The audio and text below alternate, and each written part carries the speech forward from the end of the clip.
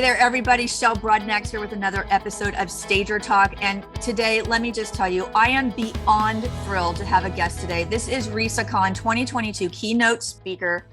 She is the leader of leaders, and her name is Gloria Mayfield Banks. Welcome. I'm so excited, Shel. I really am excited to meet and talk with you, and I'm really excited to meet and talk with everybody at the Keynote. This is going to be so riveting. Can I say it's going to be riveting? I'm tired of saying pivoting. I'm starting to say riveting because it's exciting what's going to happen. I'm very looking forward to it. I am so excited. So I've been talking about you for a long time. And before we started the show, I'll just tell everybody else that before COVID hit, y'all, when we were going to do the last event in Vegas in 2020, Gloria was on my list to reach out for keynote speakers.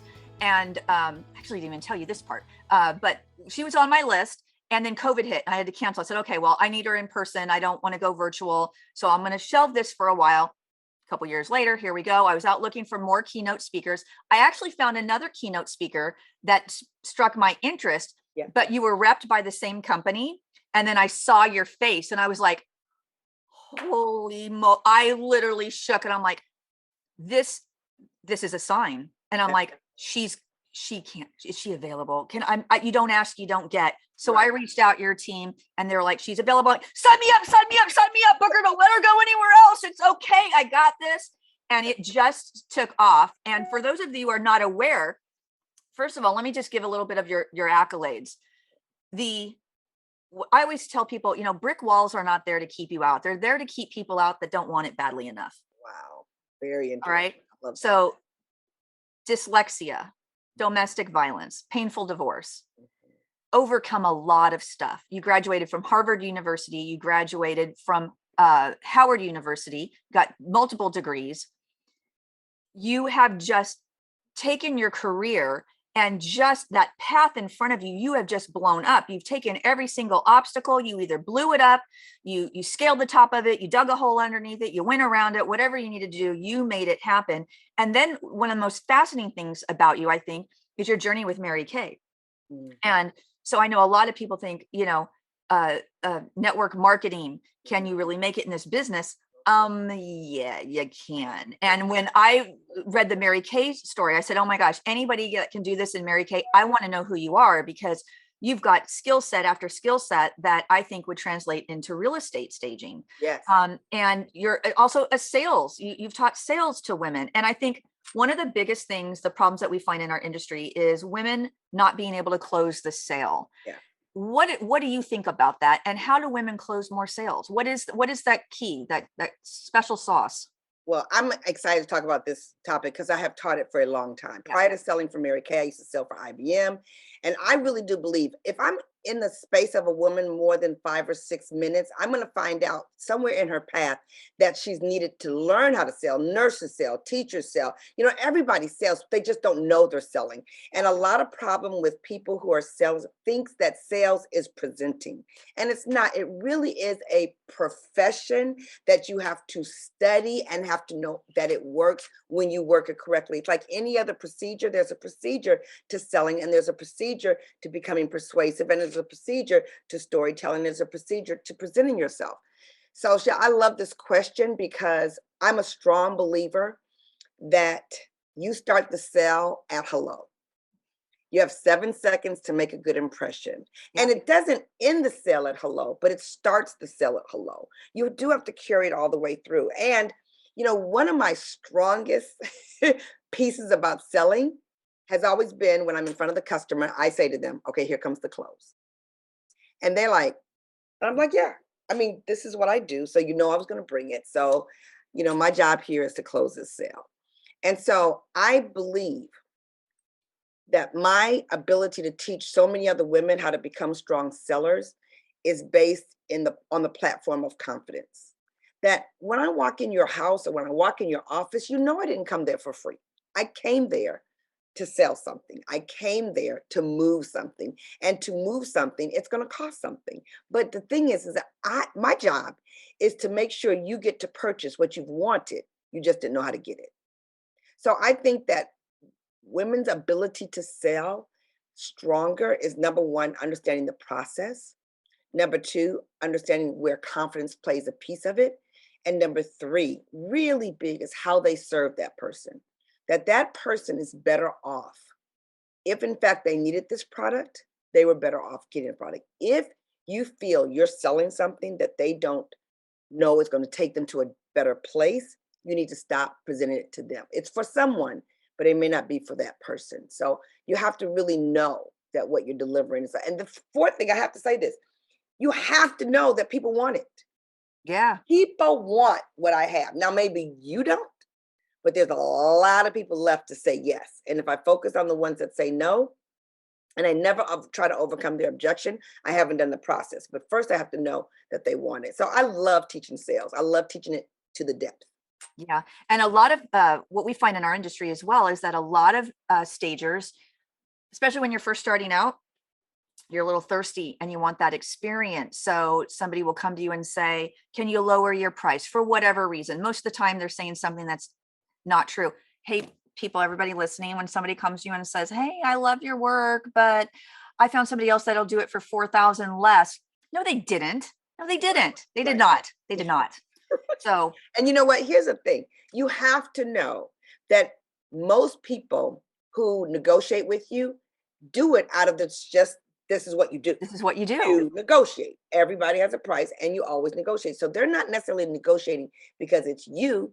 When they bought some gum at 7-Eleven yesterday, they negotiated that as well. So they're just negotiators. And so the bottom line is that when you stand your ground, you will find how many people who negotiate will say, okay, she's sticking to her price. Yeah. And they are there because they're not in that conversation with you for nothing.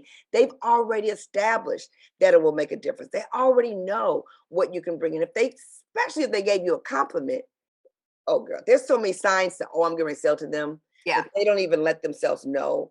But oh yeah, you complimented me. Oh yeah, you definitely want me. And I cost. Yeah. And the other thing was too, with real estate agents, it's their job to negotiate things for their clients. So they're going to take the stab at it. But like you just said, a lot of people in sales, they have the respect for the sales process to say, you know what, I'm going to put it out there. If they stand their ground, they might know their numbers. And it's the way that you say it. And there's always a big thing in our industry, try not to say no to your clients, but if they ask you to lower your fee and they use that example, I would be saying to them, you know what, if you can find the quality and everything it is that we bring to the table and you can get it for $3,500 less, you should run and sign that contract right this second. No hard feelings. Yeah. However, if you really want to work with us, I can add on an additional room, sweeten the deal a little bit for you. Or if that's really your budget, let me rework the bid and tell you how I can work with your budget.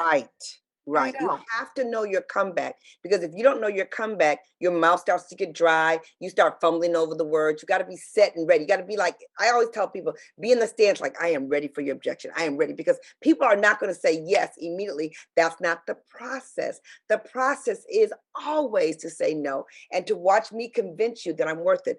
Women have to know that when they pay for your service, they are not paying for just the service. They're paying for years of expertise, years of overcoming objections, years of problem solving, years of conversation I'm going to have with you, text messages, emails that we're going to go back and forth to get it right, years of experience of going for the sale. So it's a lot that they're paying for, that I think that some women, when they price themselves, they don't understand why their price is where it is. So one of the things that you can always say to people when they say, well, can you do it for less? I'm like, why would you say that? Why would you ask that? You might have asked that because you're a negotiator, but if it's not because you're a negotiator, can you tell me why you would ask me that question?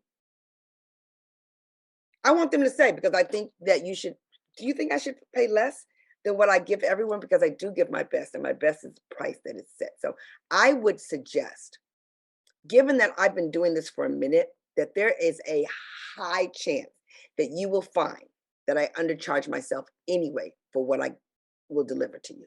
Yeah. They'll look at you like, because you can present a level of confidence that determines your price. Yeah. That's what you're looking for. Absolutely. And a lot of times going through this process too, is that sometimes certain people, if they're really at that and they're really trying to chip down on you, there's some red flags that we all know that those particular clients may be giving us. And I think one of the things that a lot of women do is they don't see those red flags. Mm-hmm. And what I try to teach people is, listen, we're in a service industry where people are reaching out to real estate stagers to see, are they a good fit for them? I say, why are y'all letting them do that to you? You interview them to see if they're a good fit for you. Yes. Yes. Yes. Yes. Yes. This makes so much sense, because you can get rid of those red flags. I do it all the time. And you just interview, you ask questions, you be very nice with people and everything, and say, you know what, after we talked about everything, I really don't think this is a good fit. Right. And they'll say, why? Well, you wanted us to come down on the price, and we don't inflate our prices just to negotiate them down later. It's a fair price. And you said this, and that's really not the way that we work. And we work to make you look like a rock star to your client. So we're going to come in, we're the pros. We know what it is that we're doing. We're going to set up. You're going to be happy with this, and you got to trust the process, and let's move yourself through it. Right. But I see a lot of women too, that when they get the no's, they're so defeated and they're so motivated. It's like another no, another no, Right. another no. And it's like, man, sales is a numbers game. Stop banging your head against the wall by the people that don't want it, and take each one as a learning experience, because there's data that you can get from every single experience to say, this went well, this didn't go well. What am I going to do different next time? Right. And it gives you all those clues to be able to move on. I want to tell you that I love the fact that no is part of the process. It's a numbers game. So girlfriends, like what I do personally is I collect a lot of girlfriends. So I'm going to ask you guys to lean in with me. Okay. Girlfriends, let me just say this to you. If you start tracking your nose into the game of sales, you will find that you won't focus on the answer. You will focus on the ask. How many people did I ask? How many people did I present to? How many people did I tell the story to? How many people did I try to persuade? And if that mark goes, yes, yes, yes, yes, yes, meaning I asked, you're going to get a lot more yes, yes, yeses. Yes. But she's absolutely right. If you get a no, and then you start thinking about the no, then you start dissecting the no, then you start evaluating yourself because of the no, then, which is even worse, you start saying, I should have done this, I should have done that, I should have done this, I should have done that. So then you start finding all the faults. And so therefore you are killing your confidence again, killing your confidence again, killing your confidence again. And then by you're killing your confidence, someone else is presenting to them and booming past you only because they decided to track the ask, not the answer. Yep, absolutely. Figuring out your sales ratio as well can help motivate you. And instead of saying, I should have done, it's next time I'm going to try. Right. Next time I'm going to try. Right. So self-confidence, this kind of leads us into my next topic. Imposter syndrome. Oh man, can we just talk about this for 6 hours? I'm telling you, every woman I know. And so if those of you who don't know really what imposter syndrome is, I'll explain it. It's kind of that sense that, do I deserve this? Am I here for the right reasons? And is everybody else going to figure out that I don't know what the hell I'm doing? Right. And there's always going to be somebody who, in my mind, is more fabulous than me, more capable than me, more creative than me, harder worker than me. There's always going to be than me, which takes that imposter syndrome and fortifies it. Yeah, absolutely. So the things is between, imposter syndrome and self-confidence, and we're looking at sales and closing sales and everything. When I say it's a numbers game, it really is about practice. I ride horses. And when I first started riding 10 years ago, my confidence was really low. I was scared to death of horses. When I got on, I really don't know what I was thinking, being a middle-aged person jumping on horses, because you don't bounce like you do when you're 20. I'll tell you that much. But an old cowboy said to me, he said, Shelley, you're not a bad rider. He's like, you just need more time in the saddle. I said, I think everybody's staring at me and they don't know what I'm doing. And he's like, Shell, they're not staring at you because you don't know what you're doing. They're looking at you because they're admiring you. They're admiring your tenacity. They're admiring you, how you rate the cow, how you do this, how you do that. And that conversation totally changed my experience with that. And just knowing that sometimes you just need a little bit more practice. It's not that big a deal. Yeah. I love the fact that I've been to this. Well, they're looking at me. They're looking at me. And I turn to them and say, you know what? I know you're fabulous, but they're not thinking about you. They might be looking at you, but they're really doing the same thing you're doing. They're looking at you, trying to figure out what's wrong with them. Yeah. That's really what's going on here. So I want to tell everybody here that everybody is in a process. Yeah. I don't care how high you get. I don't care if you're number one in the company. You are still looking to improve yourself, because no one gets to that level without a high degree of self-improvement and a high degree of ambition. So because you have a high degree of ambition, because you want more, either because you want more for yourself, more for your family, more for your community, more for your career, whatever the reason for the more is, you're going to always want to seek more. And you're never going to be quite there. And that's a benefit, never to be quite there. But it leaves the door open for the imposter syndrome to fall in if you allow it. So my advice to you is recognize it. When it seeps in, first just recognize it as, oh, that's that imposter syndrome that we're talking about. And so that there's no value. I always say to me, every thought I have is your value in that thought. And 9 times out of 10, when it doesn't feel good or it's caught up in my past, there's no value with it.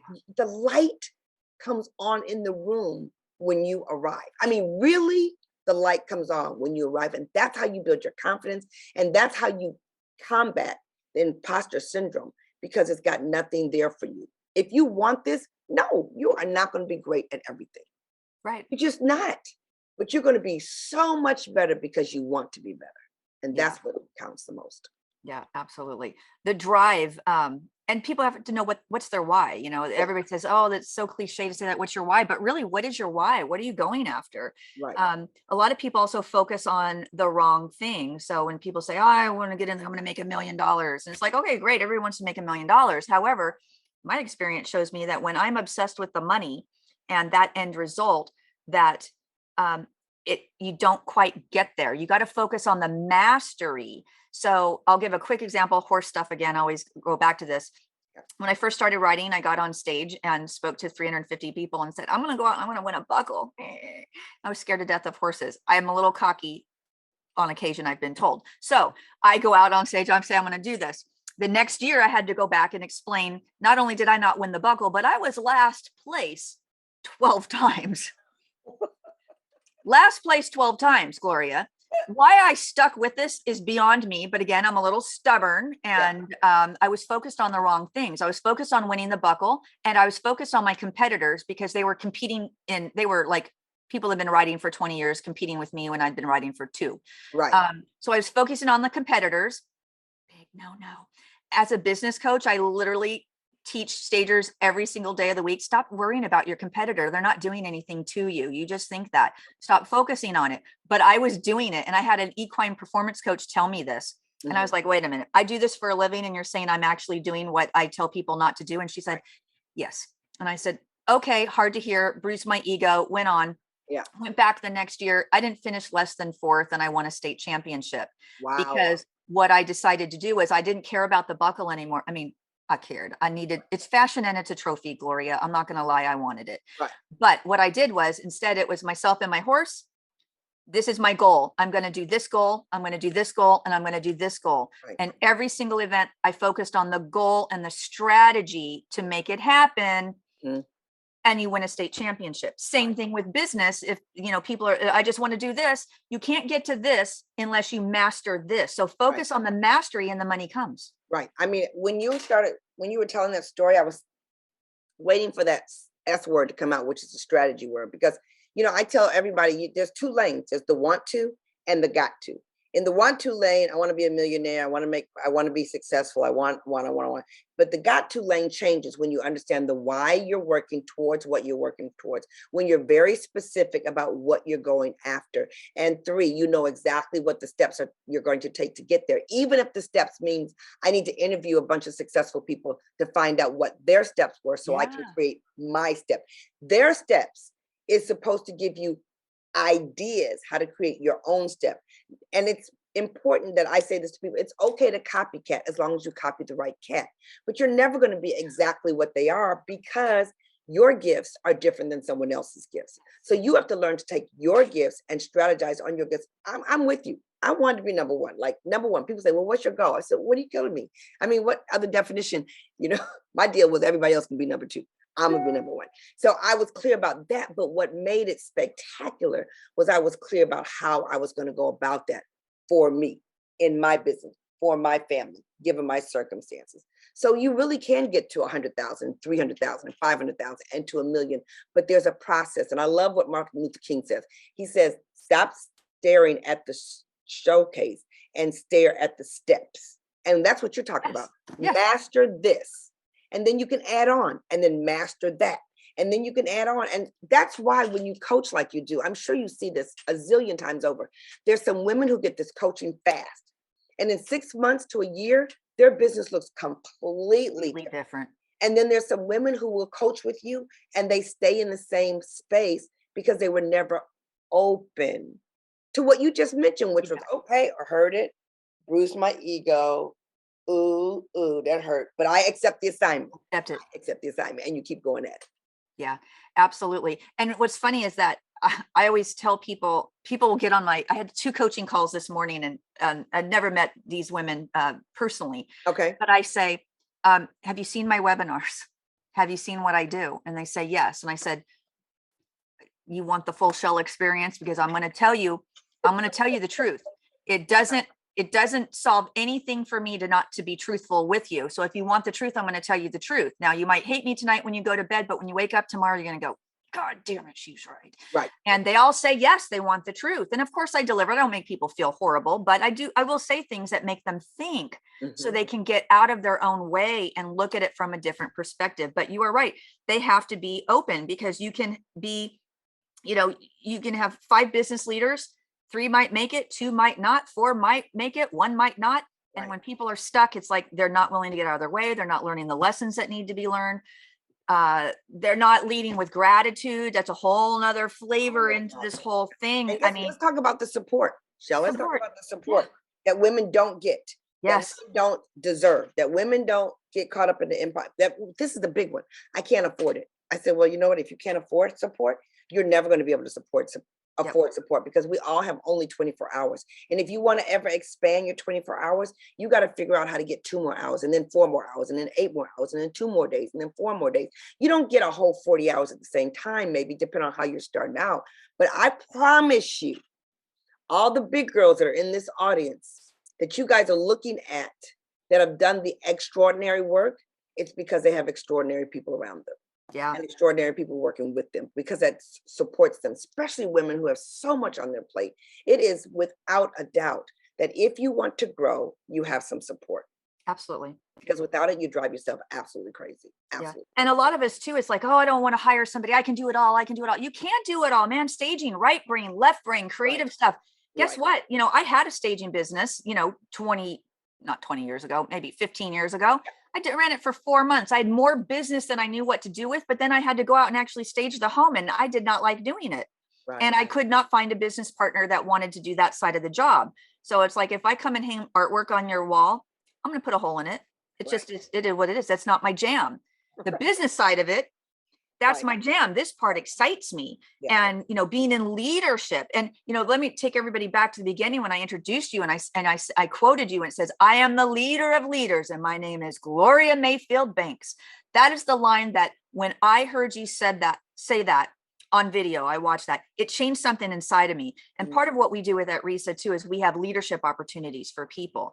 And I know from what you do, leadership has been such a strong foundation of what you do. Can we talk a little bit about why is leadership important? Why do women want to get into it? Not to just say, oh, I'm a volunteer, I'll just whatever, not to be responsive, that this is a movement, and to be part of that, that's people creating their own legacy. It's creating something for an industry. And it's when you are participating in leadership through local chapters, a state president, a national board of directors, everything that you're learning also helps you grow as a business person. Right. So let's talk about leadership for a minute. Okay, so first I want to say this because I'm really passionate about this right in this moment because of the world circumstance that we're dealing with right now.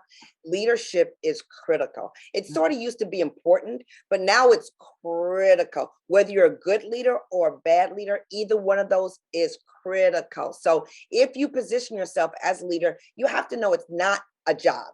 It's not a title.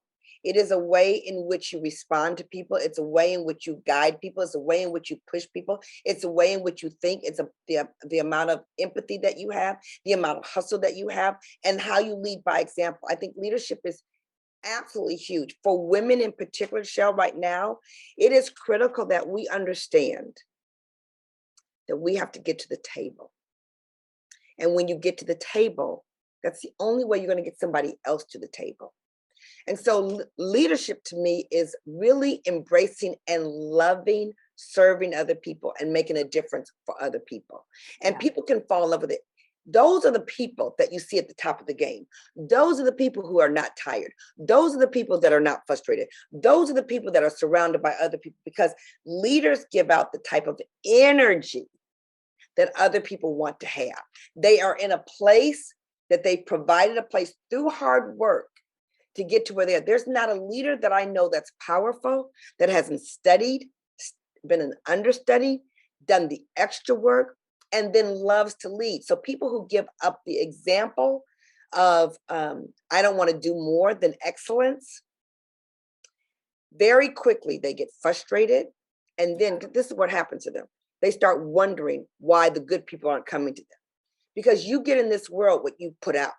So if you assume the position of leadership and you don't thrive in what people will get when they're in your space, not from an egotistical place, just that I got this part. And if I don't have this part, I know how to get that part. It doesn't have to come from me. It's got to come with something. But when I tell you, ladies, girlfriends, right now, more than ever, women's leadership is what people are seeking. Men are seeking women's leadership because we're willing to reduce the emotional management in order to get the goal done, because our why can be increased. And I do want to say this, Shelley, Michelle, when we were talking, I want to say that your why can change. Yes. Women's whys change over time. And so don't fight the why that you have now that you didn't have 3 years ago, and get excited about a totally different why coming in 5 years. But here's the key: your ability to lead yourself and your ability to lead others will determine how impactful you are on this earth. And I don't know many women who, whatever your lane is, and for you guys, it's real estate staging, you have to look deep in terms of what you provide. Because when you lead in this industry of staging so that it gives other people the opportunity to make more money, you then have given their children an opportunity for college. You've been able to help them deal with aging parents. It makes a difference in terms of their health, in terms of their security, in terms of what they eat. So you have to look deeper into that, because when you look deeper into that, it increases your persuasion skills, and that's where your leadership comes into play. Yeah, absolutely. Final thing I want to touch on, and let's talk. I've watched some videos of you when you say be loud. Yes. Be loud. So I want to talk about young girls. Yes. Young girls. Yeah. Elementary school girls, toddlers. And I'll be honest, I've seen it in my lifetime. It's been done to me. You know, when you're a young girl and you say, I want to do this for a job. When parents come back and say, oh, right. Oh, Michelle, do you know how many people try to do that and aren't successful at it? That's a really hard thing to do. Maybe you should, think a little slower. I listened to that, and and what I wanted to do when I was young, I wanted to be an actress. Mm-hmm. And did all the plays, I did the drama, I did all the thing. I just knew I just wanted to be on Broadway. Right. And that's what I got, try something different. And I also thought, I could be an attorney. I could do that too. And I can argue with anybody, really. Want to argue about a rock? I'm your girl. I can do it. But when I know now as an adult, and especially having daughters and granddaughters, is I always say, leave them wild, man. Leave our girls wild. Leave their ambitions intact, because when you tell them they cannot do something, there are certain people in the world like me. If you tell me I can't do something, you just kind of sealed the deal, like I'm going to do it no matter what it is. Right. You can't stay out late tonight. You're 16. Guess what? Missing curfew. That's is what it is. Not all of us are a little bit of a rebel. But if we leave our young girls wild and help them grow their ambitions, not shrink them. Right. One of the things that we all have to be very careful about, especially as women, because we're role models, they see us first. Yes. They see us longest, they see us deepest, and they see us last. Is every single word is either a flower or a brick. no matter what the age, even when they can say nothing back to you. So I'm with you on this 100%, Shell, that these little girls that are, in the, I mean, these little girls, it's not just about how cute they are. It's about how your light is shining. It's about, I see you, I notice you, and whatever it is that you want to become, it's going to be so big. And the thing is that all of us that have now taken that path to role models, we have to be very clear that we've opened up the imagination. Yeah. And when you open up the imagination, little girls are going to see far more possibilities than we were able to see. Yes. And we have a choice of either feeding that imagination or starving that imagination. And, let's just be girlfriends here. If a man says something to you, you take it with more weight. And if he takes something to you about you that's sad or doubles down your confidence level, we will carry it with more weight, which is why a woman's words of encouragement are 3 times more important. Because when we say it, we can see it and we can mean it and we can foster it. And so we have our job to get somebody to the table is to erase all that negative, all that drama, all that trauma that has happened to everybody. It really does happen to everybody. So, when I talk about my domestic violence, when I talk about women creating a queendom, I believe that because you can't be your best for someone else until you have made a stake in the ground that I'm going to be the best for me. That's why we can get out of the bed earlier. That's why we can stay up later than many people, because we're clear about what we're creating. And these little girls that are looking at us, I mean, when they drive through the drive-through windows, when they see us at waitressing, when they see us looking like $1 zillion, that's where their imagination starts to turn. But it also starts to turn when they see us allowing ourselves to be undervalued, allowing ourselves to get underpaid. And I just have to say this, coaching is so big. It's so important. I have a coach for my fitness. And every time I'm with him, I understand more and more about what I do.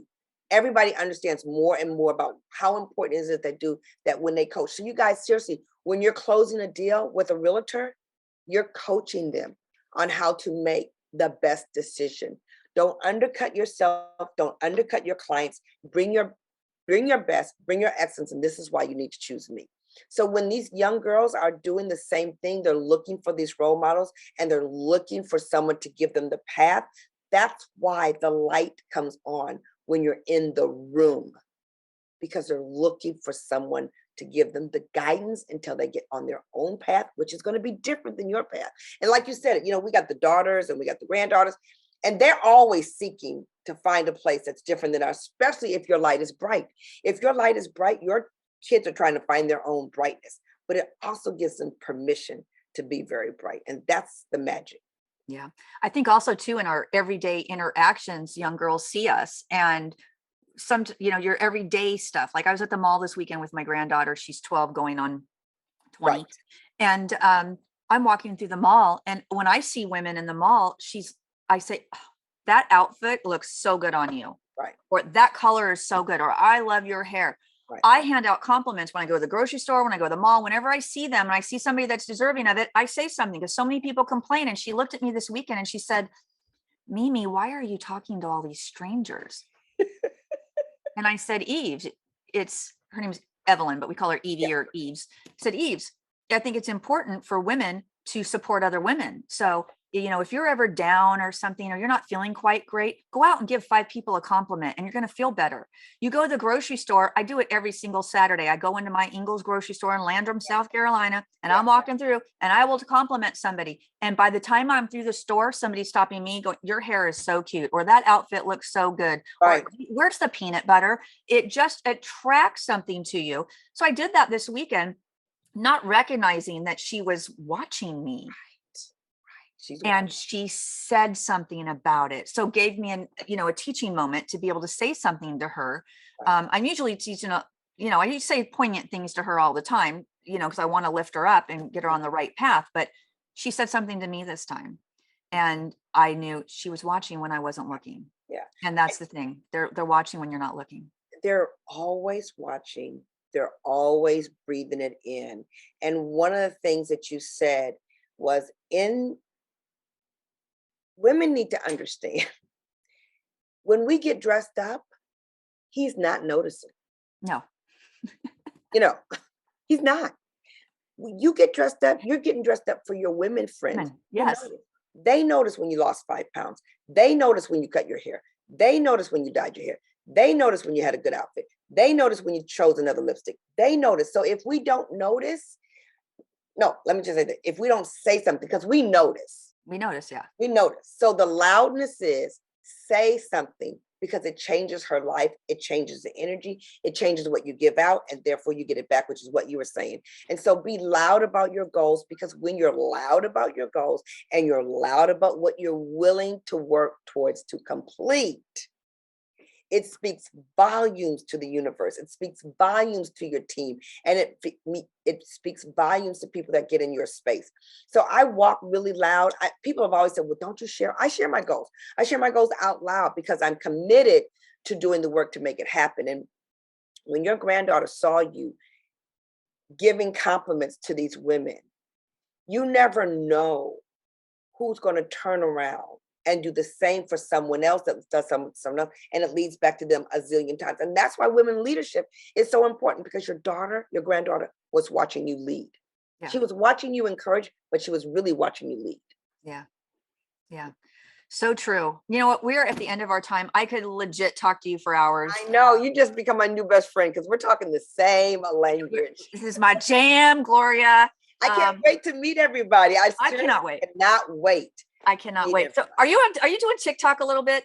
Yes, I'm on TikTok, Gloria Banks. I'm on TikTok. I'm going to follow you on TikTok. I do a combination of funny horse stuff and motivational stuff as well. So it's so funny, in business, I can put the biggest business tip that I got that could change your life. And it's like 200 people see it. Right. I put a goofy thing of a horse kicking his feet up in the air and winning at somebody, and I get 10,000 views on it. It's just like, whatever.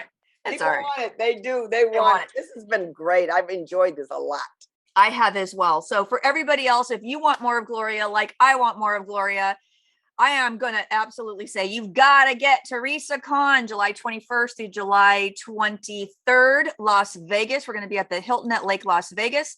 It's a beautiful resort community, so it's going to be fantastic. Get your tickets today. Get signed up. If you are buying wholesale, you will be able to go over to the wholesale market, Las Vegas Furniture Market afterwards. We're going to do a tour on the first day of market on Sunday for anybody who's new. Come along with me. I'm going to introduce you to all the great showrooms that we have relationships with our buying group. So get your ticket today. Come out. It's the first time back in person. We are super stoked to have everybody. Cannot wait to see everybody again. Until next time, everybody, Gloria Mayfield Banks, the leader of leaders. Thank you. It's awesome. Everybody else, happy staging until next time. Thank you.